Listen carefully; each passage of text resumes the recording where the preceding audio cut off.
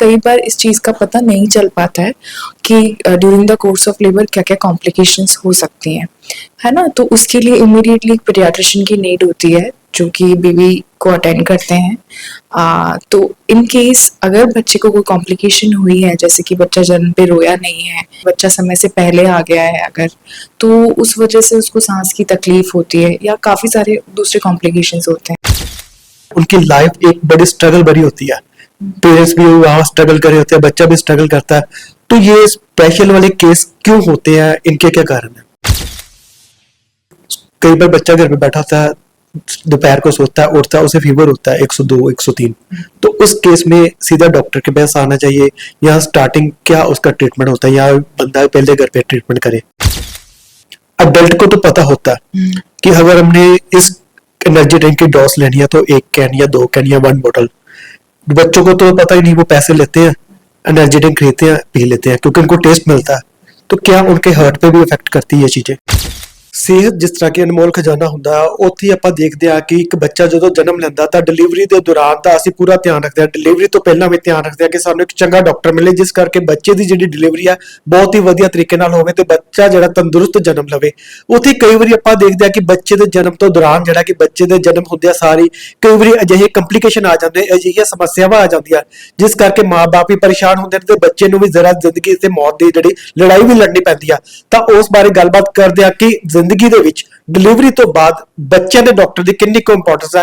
गलबात करते हैं NYS हॉस्पिटल फतेहगढ़ चूड़िया रोड अमृतसर, जिथे कि चाइल्ड स्पेशलिस्ट साडा मौजूद है। My name is doctor Nalini. मैं यहाँ NYS हॉस्पिटल में एज कंसल्टेंट पीडियाट्रिशियन हूँ। जैसा कि आपने बोला, बर्थ के बाद बेबी को बहुत सारी कॉम्प्लिकेशंस हो सकती है जिसके बारे में during the time of labour पता नहीं होता है। कई बार कई बच्चों के केस में ये चीज़ पहले से पता चल जाती है थ्रू सोनोग्राफी और जो भी एंटीनेटल चेकअप्स होते हैं, लेकिन कई बार इस चीज़ का पता नहीं चल पाता है कि during the course of labour क्या क्या कॉम्प्लिकेशंस हो सकती हैं, है ना? तो उसके लिए इमीडिएटली एक पीडियाट्रिशियन की नीड होती है, जो कि बेबी को अटेंड करते हैं। तो इन केस अगर बच्चे को कोई कॉम्प्लिकेशन हुई है, जैसे कि बच्चा जन्म पे रोया नहीं है, बच्चा समय से पहले आ गया है अगर, तो उस वजह से उसको सांस की तकलीफ होती है या काफ़ी सारे दूसरे कॉम्प्लिकेशंस होते हैं। तो उसके मैनेजमेंट में अगर हॉस्पिटल में अपनी डेडिकेटेड पीडियाट्रिशियन है तो हम उसे समय पे NICU में लेके उसका मैनेजमेंट करके इंटरवेंशन करके उसे वापस से पेरेंट्स के हाथों में सेफली सौंप सकते हैं। समाज में हम ये भी देखते हैं कि कुछ बच्चे स्पेशल होते हैं, कहने को तो वो हमें उनके कहते हैं स्पेशल बच्चे, गॉड गिफ्ट्स है। उनकी लाइफ एक बड़ी स्ट्रगल भरी होती है, पेरेंट्स भी वहाँ स्ट्रगल कर रहे होते हैं, बच्चा भी स्ट्रगल करता है। तो ये स्पेशल वाले केस क्यों होते हैं, इनके क्या कारण है? इनके भी सेम यही है, जेनेटिक फैक्टर्स होते हैं और एनवायरमेंटल फैक्टर्स होते हैं। मेनली जेनेटिक फैक्टर्स होते हैं। कुछ जो बच्चे होते हैं उसमें अगर पेरेंट्स कैरियर होते हैं तो उसी की वजह से बच्चे में डिजीज़ मैनिफेस्ट होती है। और कई एनवायरमेंटल फैक्टर्स भी होते हैं, कुछ ड्रग्स का एक्सपोजर, टॉक्सिन्स का एक्सपोजर, है ना, कुछ रेडिएशन एक्सपोजर, ये वाली चीज़ें हैं। बट प्रिलिमिनरी जो कॉज होता है वो जेनेटिक होता है, जो कि क्रोमोसोमल हो सकता है ना, या फिर आनुवंशिक जिसको हम कहते हैं हिंदी में, वो वाले कॉजेज होते हैं। कई बार बच्चा घर पे बैठा होता है, दोपहर को सोता है, उठता है, उसे फीवर होता है 102 103, तो उस केस में सीधा डॉक्टर के पास आना चाहिए या स्टार्टिंग क्या उसका ट्रीटमेंट होता है, या बंदा पहले घर पे ट्रीटमेंट करे? ये बहुत अच्छा आपने क्वेश्चन पूछा। सबसे पहली चीज़ तो घबराना नहीं है, और पानी में आप एक कपड़ा गीला करके, गुनगुना पानी अगर कर सकते हैं तो उसमें एक नैपकिन को गीला करके पूरे शरीर को ऊपर से नीचे तक पहुंचना चाहिए, है ना, before reaching to a health care facility. जो घर पे कर सकते हैं वो ये है, पूरी बॉडी को करना है। अगर उनके पास में पैरासीटामोल की सिरप अवेलेबल है या सिरप डेफिनेटली अवेलेबल है, तो वो उन्हें जितनी डोज उनको पता है प्रीवियस या जो उनकी अवेयरनेस में है वो उनको दे देनी चाहिए। और स्पॉन्जिंग कहते हैं, इसको टैपिड स्पॉन्जिंग कहते हैं, वो करनी चाहिए। कामली बच्चे को लेके हॉस्पिटल लाना चाहिए। तब तक के लिए जो है बच्चे का टेम्परेचर एक बार के लिए ड्रॉप हो जाएगा। तो जो भी फीवर की वजह से बच्चे को सीजर्स आ सकते हैं, जिसको हम ताड़ कहते हैं, मिर्गी, वो चीज़ जो है वो प्रिवेंट कर सकते हैं हम। सो ਇੱਥੇ ਹੀ ਆਪਾਂ ਦੇਖਦੇ ਹਾਂ ਕਈ ਵਾਰੀ ਬੱਚੇ ਨੂੰ ਜਦੋਂ ਇੱਕਦਮ ਬੁਖਾਰ ਹੁੰਦਾ ਤਾਂ ਅਸੀਂ ਘਬਰਾ ਜਾਂਦੇ ਹਾਂ। ਛੋਟੇ ਬੱਚਿਆਂ ਨੂੰ ਨਹੀਂ ਪਤਾ ਕੈਫੀਨ ਦਾ ਕਿੰਨਾ ਕੁ ਨੁਕਸਾਨ ਹੈ। ਉਹ એનર્ਜੀ ਡਰਿੰਕ ਪੀ ਰਹੇ ਨੇ, ਸਕੂਲ ਜਾਂਦੇ ਨੇ, ਸਵੇਰੇ ਜਾਲ ਕੇ ਇੱਕ એનર્ਜੀ ਡਰਿੰਕ ਲੈ ਲੈਂਦੇ ਨੇ, ਚਿਪਸ ਲੈ ਲੈਂਦੇ ਨੇ, ਕੀ ਇਹ ਉਹਨਾਂ ਦੀ ਹੈਲਥ ਤੇ ਜਾਂ ਉਹਨਾਂ ਦੇ ਕਿਸੇ ਪਾਸੇ ਇਫੈਕਟ ਵੀ ਕਰਦਾ? नहीं, ये बिल्कुल भी नहीं देना चाहिए। जो पैकेट्स के में जो ड्रिंक्स आते हैं, जो पैकेट्स में खाने पीने की चीज़ें आती हैं, जो बहुत ईजीली अवेलेबल है, जो कि पेरेंट्स को नहीं इस चीज़ की जानकारी होती, उन्हें लगता है एनर्जी ड्रिंक है, हमारे बच्चे को वीकनेस नहीं हो, वो अच्छा सोच के देते हैं। बट उसकी वजह से जो उसमें शुगर कंटेंट होता है वो बहुत ज़्यादा होता है, और ये जो है वो बच्चे को बहुत नुकसान पहुंचा सकता है। तो हमें इसीलिए ये वाली जो ड्रिंक्स हैं अवॉइड करनी चाहिए, और जो नेचुरल ड्रिंक्स हैं जैसे कि नींबू पानी है, नारियल पानी है, गन्ने का जूस है, जो पैकेट्स फूड के लिए आपने बोला, वो बिल्कुल नहीं रिकमेंड करते हैं। अडल्ट को तो पता होता है कि अगर हमने इस एनर्जी ड्रिंक की डोज लेनी है तो 1 कैन या 2 कैन या 1 बोतल। बच्चों को तो पता ही नहीं, वो पैसे लेते हैं, एनर्जी ड्रिंक खरीदते हैं, पी लेते हैं क्योंकि उनको टेस्ट मिलता है। तो क्या उनके हार्ट पे भी इफेक्ट करती है ये चीजें? एक्चुअली कैफ़ीन, जैसे कि आप बता रहे हैं, कैफ़ीन अगर बच्चे लेते हैं तो कैफ़ीन स्टिमुलेंट होता है। स्टिमुलेंट का मतलब होता है जो ब्रेन को एक्टिवेट करता है।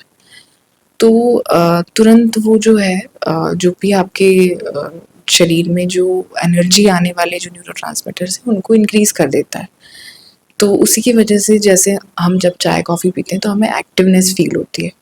बट इसका एक बुरा इम्पैक्ट भी पड़ता है, क्योंकि इस एज ग्रुप में कैफ़ीन का इंटेक होना ही नहीं चाहिए। उसमें अगर इसका एडिक्शन हो जाता है कैफ़ीन की वजह से, एक्साइटेटरी न्यूरोट्रांसमीटर्स बहुत ज़्यादा बढ़ जाते हैं और ब्रेन जो है वो उतना काम नहीं रह पाता है। तो हाइपर एक्टिविटी जो है, ये सारी चीज़ें बढ़ती है।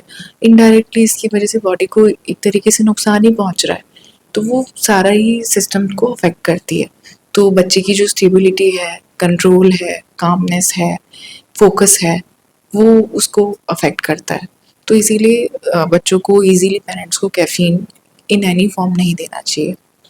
कुछ ये भी केस आते हैं कि आजकल माँ बाप को यही शिकायत होती है, हमारे बच्चे चिड़चिड़े होते जा रहे हैं, वो छोटी छोटी बातों पे चिढ़ जाते हैं और बहस करते हैं, लड़ते हैं।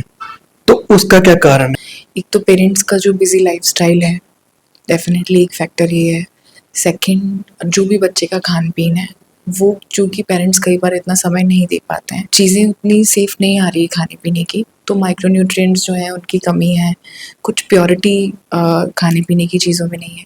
तीसरा फैक्टर है डिजिटलाइजेशन। काफ़ी सारे social media, mobile screen time बढ़ गया है, क्योंकि जब अवेलेबिलिटी गार्जियंस की और फैमिली की नहीं हो पाती, तो और बच्चा क्योंकि आउटडोर में इतना ज़्यादा लेके जा नहीं पाते हैं, तो जो पहले के केस में होता था, फैमिली का टाइम मिलता था, फ़ोन्स नहीं होते थे, बच्चे खेलते थे बाहर, कंपनी होती थी, गार्डन में जाते थे, नेचुरली रहते थे एनवायरनमेंट में, तो वो सारी चीज़ें कट ऑफ हो चुकी है। उसी की वजह से जो है वो हाइपर एक्टिविटी और अनकंट्रोल बिहेवियरल चेंजेस, काफ़ी सारे बच्चों में प्रॉब्लम्स फेस करनी पड़ रही है आजकल। तो समय उनको नहीं मिल पाता है, वो फोकस नहीं कर पाते हैं, और ईजी यही होता है कि बच्चे को फिर डिस्ट्रैक्ट करने के लिए सबसे ईजी चीज़ है फ़ोन दे दिया जाता है, ताकि वो और किसी को डिस्टर्ब नहीं करे।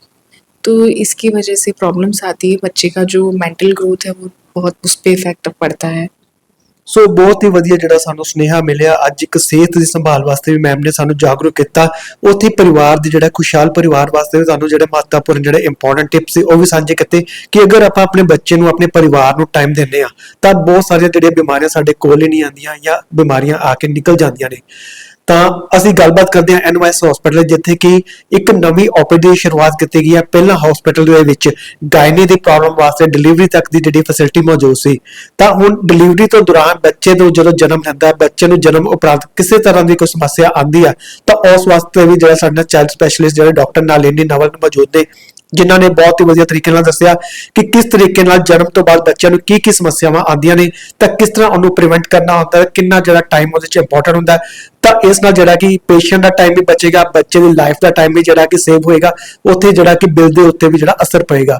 ਇੱਕ ਹੀ ਛੱਤ ਦੇ ਨੀਚੇ ਮਾਂ ਅਤੇ ਬੱਚੇ ਦੀ ਜਿਹੜਾ ਤੁਹਾਨੂੰ ਕੇਅਰ ਮਿਲੇਗੀ, ਜਿਸ ਨਾਲ ਤੁਹਾਡੀ ਜਿਹੜਾ ਪਾਕਟ ਫ੍ਰੈਂਡਲੀ ਟ੍ਰੀਟਮੈਂਟ ਵੀ ਹੋਏਗਾ, ਲੇਟੈਸਟ ਫੈਸਿਲਿਟੀ ਦੇ ਨਾਲ ਜਿਹੜਾ ਕਿ ਇੱਥੇ ਤੁਹਾਡਾ ਟ੍ਰੀਟਮੈਂਟ ਕੀਤਾ ਜਾਵੇਗਾ। ਅਗਰ ਕਿਸੇ ਨੇ ਸੰਪਰਕ ਕਰਨਾ ਹੋਵੇ ਤਾਂ NYS hospital Fatehgarh Churian road Amritsar ਆ ਕੇ ਕੰਟੈਕਟ ਕਰ ਸਕਦਾ ਹੈ।